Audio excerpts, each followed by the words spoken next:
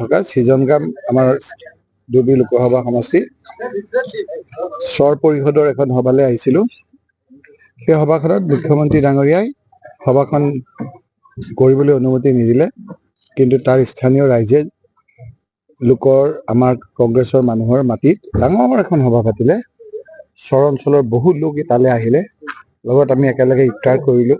আমাৰ বিধায়কো থাকিলে। মুখ্যমন্ত্ৰী ডাঙৰীয়াই যিকোনো প্ৰকাৰে মোৰ মুভমেণ্টটো ৰেষ্ট্ৰিক্ট কৰিবলৈ বিচাৰিছে, যাতে মানুহৰ ওচৰলৈ যাব নোৱাৰোঁ, তেওঁৰ কথাবিলাক ক'ব নোৱাৰোঁ। ঠিক একেদৰে বিভিন্নজনৰ মুখ বন্ধ কৰিবলৈ খুজিছে। সংবাদ জগতৰ এজন উজ্জ্বল নক্ষত্ৰ, বহু কষ্ট কৰি প্ৰতিষ্ঠা লাভ কৰি সংবাদৰ বা বাতৰিবিলাক গোটেই অসমত প্ৰকাশ কৰাত আগ্ৰণী ভূমিকা লোৱা জয়ন্ত বৰুৱা ডাঙৰীয়াকো বিধানসভাৰ মজিয়াত অসাংবিধানিকভাৱে বিভিন্ন ধৰণে সমালোচনা কৰিছে। USTMৰ মালিকক অবৈধভাৱে মিছা কেছ দি তেওঁক এৰেষ্ট কৰিছে। আজি আমাৰ এটা ল'ৰা এজন MLAক বোলে কিবা এটা কোৱাৰ কাৰণে ঘৰৰ পৰা চুচুৰাই আনিছে, কিন্তু মোক জীৱনতে নাশ কৰিব খোজা সেই ডকাইত, চোৰ, ৰেপিষ্ট যিকেইটা আপোনাৰ জেলৰ পৰা ওলাই আহিছে, সেইকেইটা এতিয়াও ঘূৰি ফুৰিছে, তাৰ কোনো আপোনাৰ বিচাৰ নাই। মুখ্যমন্ত্ৰী ডাঙৰীয়াই ভয় খাইছে যে 26ত উজনি অসমত সকলো জাতি জনগোষ্ঠীয়ে তেওঁক যেতিয়া লগ এৰিছে, এতিয়া তেওঁক মিয়াৰ ডকাইত চোৰকেইটাৰ লগা হ'ল। মিয়া ডকাইত চোৰৰ যোগেদি মোকো গতিৰোধ কৰিব বিচাৰিছে। আনকি পোছাকত থকা পুলিচৰ আৰক্ষী বিভাগকো আপোনাৰ টানা আজোৰা কৰি লাঞ্ছনা কৰিছে, অপমানিত কৰিছে। গুজৰি গুমৰি আছে আমাৰ আৰক্ষীৰ যিবিলাক আমাৰ আভিজাত্য থকা, যাৰ সন্মান আছে। মুখ্যমন্ত্ৰী ডাঙৰীয়াই কেৱল আৰক্ষীৰে দ্বাৰাই বৈতৰণি পাৰ হ'বলৈ বিচাৰিছে। গোটেই মানুহৰ এতিয়া বিতৃষ্ণা লগা হৈছে মুখ্যমন্ত্ৰী ডাঙৰীয়াৰ কাৰুকাৰ্যবিলাক, আৰু সেইকাৰণে এতিয়া তেওঁ যি প্ৰতিটো ক্ষেত্ৰতে ভুল কৰা আৰম্ভ কৰিছে, আৰু মানুহৰ চকুত এই কথাবিলাক ধৰা পৰিছে। জয়ন্ত বৰুৱা ডাঙৰীয়াক যি ধৰণেৰে তেওঁ সমালোচনা কৰিছে, এই কথাবিলাক মই ভাবোঁ যে সংবাদ জগতৰ সকলো লোকে এই ক্ষেত্ৰত প্ৰতিবাদ কৰা উচিত, কিন্তু যিদৰে কৰিব লাগিছিল মোৰ চকুত পৰা নাই। মই ভাবোঁ যে এইটো এটা জনবিস্ফোৰণ হোৱাৰ প্ৰয়োজন।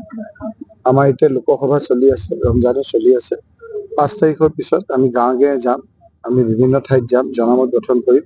আৰু এনেধৰণৰ বিশেষকৈ জয়ন্ত বৰুৱা ডাঙৰীয়াক যিদৰে সমালোচনা কৰি সকলোৰে মুখ বন্ধ কৰিব খুজিছে, চতুৰ্থ স্তম্ভক যিদৰে তেওঁলোকে কণ্ঠৰোধ কৰিব বিচাৰিছে, তাৰ বিৰুদ্ধে ৰাইজক সজাগ কৰি হাজাৰ হাজাৰ লাখ লাখ মানুহ ৰখি আছে যে কোনদিনা নিৰ্বাচন ঘোষণা হয় বা কোনদিনা হিমন্ত বিশ্ব শৰ্মাৰ বিৰুদ্ধে ৰাজপথত আমি নামিব পাৰোঁ।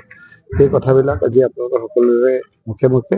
সেইকাৰণে আজি অহাৰ পথত মই মোৰ লোকসভা সমষ্টিৰ অন্তৰ্গত জনিয়া সমষ্টিৰ কেইবাঠাইতো, হয়তো চেঙা সমষ্টিৰ কেইবাঠাইতো মই ৰখি মই দলীয় কৰ্মীসকলক লগ ধৰোঁ। এইখিনিত মোক সংগ দিয়ে আমাৰ বিধায়ক আব্দুল বাটেন খণ্ডকাৰে। আগন্তুক পঞ্চায়ত নিৰ্বাচনত সমস্যাটো হৈছে আপোনালোকৰ কেনেকে জানিলে সমস্যাটো আহিছে? মুখ্যমন্ত্ৰী ডাঙৰীয়াই এনাউন্সে নকৰে দেখোন, ভয়তে কম পাব। ডাঙৰীয়াই কৈ আছে বিহুৰ মাজতে নিৰ্বাচন অনুষ্ঠিত হ'ব। কেতিয়া কৰিব তেওঁ? এইটোতো নিৰ্বাচন কৰিব লাগিছিল কেতিয়া? যেনেকে বিধায়কৰ এখন চৰকাৰৰ 5 বছৰীয়া, লোকসভাৰ এখন কেন্দ্ৰীয় চৰকাৰৰ 5 বছৰীয়া, ঠিক তেনেকে এইটো লোকেল চেফ গভৰ্ণমেণ্ট, এইটো সাংবিধানিক এটা ব্যৱস্থা। পঞ্চায়তৰ 5 বছৰ, এতিয়া 5 বছৰ আজি 1 বছৰ আগতে উকলি গ'ল। এতিয়া মুখ্যমন্ত্ৰী ডাঙৰীয়াই বিভিন্ন ভেকু ভাওনা দি নিজে কেছ লগাই, নিজে মোকৰ্দমা লগাই, নিজে কিবা কিবি কৰি পিছুৱাই আছে। কাৰণ তেওঁ গম পাইছে যে যদি নিৰ্ভীকভাৱে ইলেকশ্যন হয় তেওঁৰ লগত মানুহ নাই, আৰু সেইকাৰণে এতিয়া ৱাৰ্ড মেম্বাৰটোকো চিম্বল দি খেলিবলৈ তেওঁ ভয় খাইছে। পুলিচ তেওঁ দুটা ফেচ কিয় কৰিছে? ইয়াৰ পুলিচ তালৈ নিব, তাৰ পুলিচ আনিব, অকমাত্ৰ পুলিচ সাৰথি। কিন্তু যেতিয়া নিৰ্বাচনৰ ঘোষণা কৰিব আপোনাৰ বিধানসভা, সেইটা সকলো পুলিচ আপোনাৰ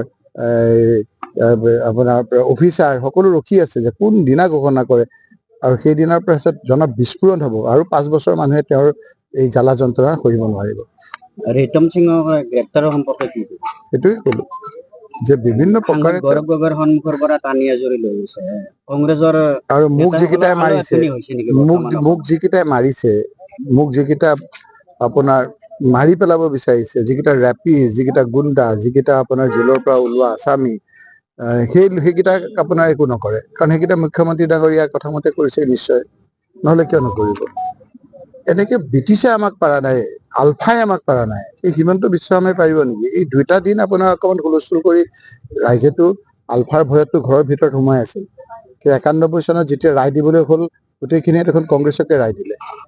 গতিকে আলফাৰূপী এই ধৰণৰ কথা বতৰাবিলাকত নিশ্চয় সময়লৈ বাট চাই আছে ৰাইজে। Thank U.